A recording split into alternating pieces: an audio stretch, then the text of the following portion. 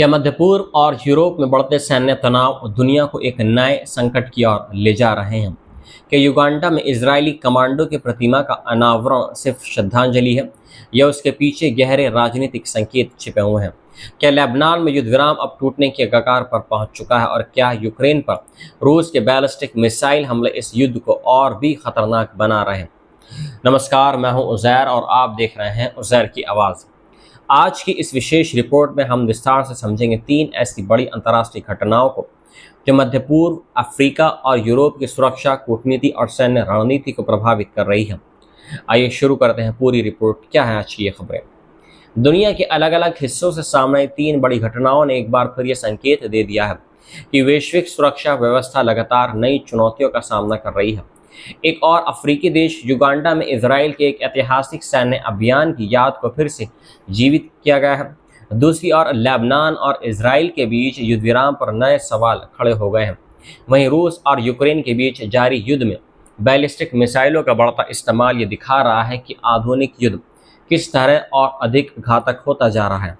सबसे पहले बात करते हैं युगांडा की, जहां लगभग 50 वर्ष पुराने एक सैन्य अभियान की याद फिर से चर्चा का विषय बन गई है। युगांडा की सेना ने इजराइल के प्रधानमंत्री बेंजामिन नेतन्याहू के बड़े भाई लेफ्टिनेंट कर्नल योनाथन नेतन्याहू की प्रतिमा का अनावरण किया है। ये प्रतिमा एंटेबे हवाई अड्डे के बाहर स्थापित की गई है, ठीक उसी स्थान के पास जहां 1976 में दुनिया के सबसे चर्चित बंधक अभियानों में से एक को अंजाम दिया गया था। समारोह का नेतृत्व युगांडा के सेना प्रमुख जनरल मोहिजी कैनरुगाबा ने किया, जो राष्ट्रपति योवेरी मुसेवेनी के बड़े बेटे भी हैं।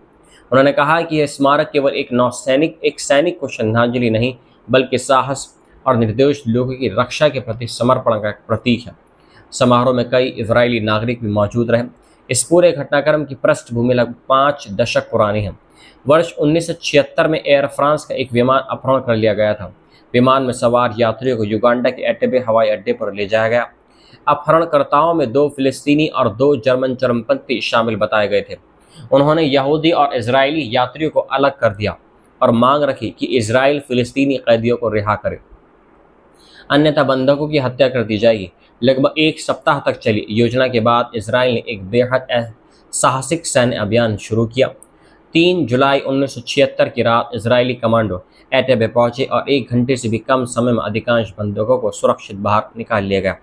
इस अभियान में केवल एक इजरायली कमांडो की मृत्यु हुई थी और वे थे योनाथन नेतन्याहू।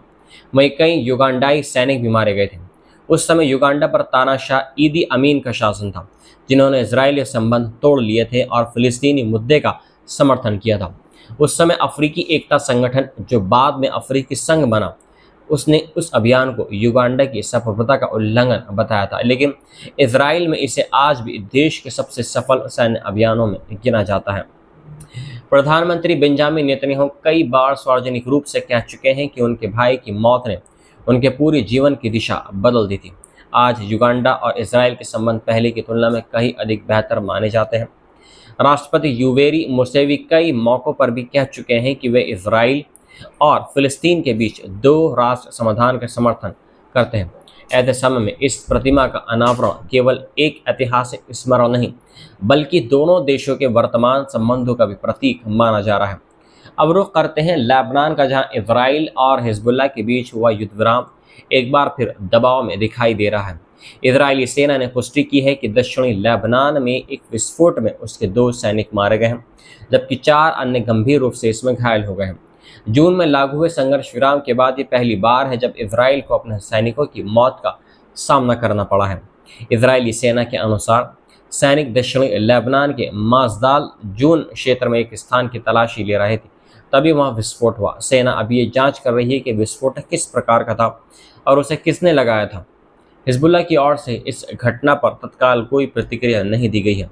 घटना के बाद इजराइल ने दक्षिणी लेबनान में कई हवाई हमले किए और आरोप ये लगाया कि हिजबुल्लाह ने संघर्ष विराम का उल्लंघन किया है। इसके साथ ही मंसूरी गांव के निवासियों को क्षेत्र खाली करने की चेतावनी भी जारी की गई। पिछले कई सप्ताहों में यह पहली बार था जब इजराइल ने लेबनान के किसी क्षेत्र के लिए इस तरह की सार्वजनिक चेतावनी जारी की हो। इसी बीच इटली की राजधानी रोम में लेबनान और इजराइल के प्रतिनिधियों के बीच बातचीत भी चल रही थी। इन वार्ताओं का उद्देश्य जून के अंत में हुए इस समझौते को लागू करना था, जिसके तहत इजरायली सेना को दक्षिणी लेबनान के कब्जे वाले इलाकों से पीछे हटना था और उनकी जगह लेबनानी सेना को नियंत्रण संभालना था। बदले में हिजबुल्लाह के निरस्त्रीकरण की प्रक्रिया आगे बढ़ाई जानी थी, लेकिन ज़मीनी तनाव बढ़ने के कारण बातचीत समय से पहले रोकनी पड़ी। बाद में इन्हें दोबारा शुरू करने की योजना बनाई गई। लेबनान की हेल्थ मिनिस्ट्री के अनुसार इजरायली हमलों में कम से कम एक व्यक्ति की मौत हुई है, जबकि कई अन्य इसमें घायल बताए जा रहे हैं। स्थानीय मीडिया के अनुसार कई गांवों में गोलीबारी की खबरें सामने आई हैं। इस संघर्ष की जड़ें मार्च में हुए घटनाक्रम से जुड़ी हैं, जब अमेरिका और इजराइल ने ईरान से जुड़े ठिकानों पर कार्रवाई की। इसके 2 दिन के बाद हिजबुल्लाह ने इजराइल की ओर रॉकेट दागे और इसके बाद दोनों पक्षों के बीच व्यापक संघर्ष शुरू हो गया। तब से अब तक लेबनान में हजारों लोगों की मौत हो चुकी है, जबकि इजराइल की और भी सैनिकों और नागरिकों की जान गई है। युद्ध विराम लागू होने के बावजूद इजरायली सेना अभी भी दक्षिणी लेबनान के कुछ हिस्सों में मौजूद है और समय समय पर हवाई हमले कर रही है। दूसरी ओर हिजबुल्लाह लगातार ये आरोप लगाता रहा है कि लेबनान सरकार बिना पूरी इजरायली वापसी सुनिश्चित किए अत्यधिक रियायतें दे रही है, इसलिए ये युद्ध विराम अभी भी बेहद नाजुक स्थिति में बना हुआ है। अब बात करते हैं रूस और यूक्रेन के युद्ध की, जहां बैलिस्टिक मिसाइलों का बढ़ता इस्तेमाल नई चिंता का कारण बन गया है।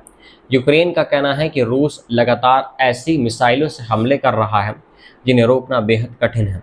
इन मिसाइलों की रफ्तार इतनी अधिक होती है कि उन्हें पहचानने और रोकने के लिए कई बार केवल कुछ सेकंड ही मिलते हैं। हाल ही में कीव पर हुए बड़े हमले में कम से कम 17 लोगों की मौत हो गई और कई दर्जन इसमें घायल हुए। यूक्रेन का कहना है कि रूस द्वारा इस्तेमाल की जा रही इस्कंदर एम किजल और अन्य तेज रफ्तार मिसाइलें उसकी वायु रक्षा प्रणाली के लिए सबसे बड़ी चुनौती बन चुकी हैं। सैन्य एक्सपर्ट्स के अनुसार बैलिस्टिक मिसाइलें सामान्य क्रूज मिसाइलों से अलग होती हैं। इन्हें रॉकेट की तरह छोड़ा जाता है और फिर ये अत्यधिक ऊंचाई से कई गुना अधिक गति के साथ अपने लक्ष्य की ओर गिरती हैं। इसी वजह से इन्हें रोकने के लिए बेहद उन्नत तकनीक की आवश्यकता होती है। यूक्रेन का दावा है कि उसके पास मौजूद अमेरिकी पैट्रियट एयर डिफेंस सिस्टम ही ऐसी मिसाइलों को रोकने में प्रभावित साबित हो रहे हैं। लेकिन समस्या यह है कि यूक्रेन के पास पैट्रियट बैटरी और इंटरसेप्टर मिसाइलों की संख्या बहुत कम है। परिणाम स्वरूप देश के सभी बड़े शहरों की सुरक्षा संभव नहीं हो पा रही है। रूस कई बार एक साथ ड्रोन, क्रूज मिसाइलें, बैलिस्टिक मिसाइलें और भटकाने वाले लक्ष्य भेजता है, जिससे यूक्रेन की वायु रक्षा प्रणाली पर भारी दबाव पड़ता है और उसे सीमित संसाधनों का इस्तेमाल सोच समझ कर करना पड़ता है। रिपोर्ट्स के अनुसार पैट्रियट इंटरसेप्टरों की कमी केवल यूक्रेन की समस्या नहीं है, बल्कि वैश्विक चुनौती बन चुकी है। हाल के महीनों में अमेरिका और उसके सहयोगियों द्वारा मध्य पूर्व में भी बड़ी संख्या में पैट्रियट और थार्ड इंटरसेप्टर इस्तेमाल किए गए हैं। इससे उपलब्ध रडार पर दबाव बढ़ा है, उत्पादन बढ़ाने की कोशिशें जारी हैं, लेकिन जानकारों का मानना है कि मांग और आपूर्ति के बीच अंतर तुरंत समाप्त नहीं होगा। यूक्रेन अब केवल मिसाइलों का हवा में रोकने पर निर्भर नहीं रहना चाहता है। उसकी रणनीति ये भी है कि रूस के मिसाइल लॉन्चर और सैन्य ढांचे को पहले ही निशाना बनाया जाए, ताकि हमले की क्षमता कम हो सके। इसी उद्देश्य से वे नई तकनीकों, ड्रोन अभियानों और संभावित घरेलू मिसाइल रक्षा प्रणाली पर भी काम कर रहा है। यूक्रेन और कई यूरोपीय देशों ने मिलकर एक साझा मिसाइल रक्षा परियोजना शुरू करने की घोषणा की है। हालांकि इसे पूरी तरह विकसित होने में अभी समय लगेगा। इन तीनों घटनाओं को एक साथ देखें तो तस्वीर कहीं अधिक व्यापक दिखाई दे रही है। युगांडा में 1976 के एटेबे अभियान की बात ये बताती है कि इतिहास आज भी वर्तमान कूटनीतिक और सैन्य संबंधों को प्रभावित कर रहा है। लेबनान में बढ़ता तनाव ये संकेत दे रहा है कि मध्य पूर्व में शांति अभी बेहद नाजुक है और किसी भी छोटी घटना से स्थिति फिर बिगड़ सकती है। वहीं यूक्रेन में बैलिस्टिक मिसाइलों का खतरा आधुनिक युद्ध की बदलती प्रकृति और अत्याधुनिक रक्षा प्रणालियों की बढ़ती आवश्यकता को उजागर कर रहा है। फिलहाल पूरी दुनिया की नज़र इन तीनों मोर्चों पर बनी हुई है। आने वाले दिनों में इन घटनाओं का असर केवल संबंधित देशों तक सीमित नहीं रहेगा, बल्कि वैश्विक सुरक्षा, कूटनीतिक हथियारों की दौड़ और अंतर्राष्ट्रीय राजनीति पर भी पड़ सकता है।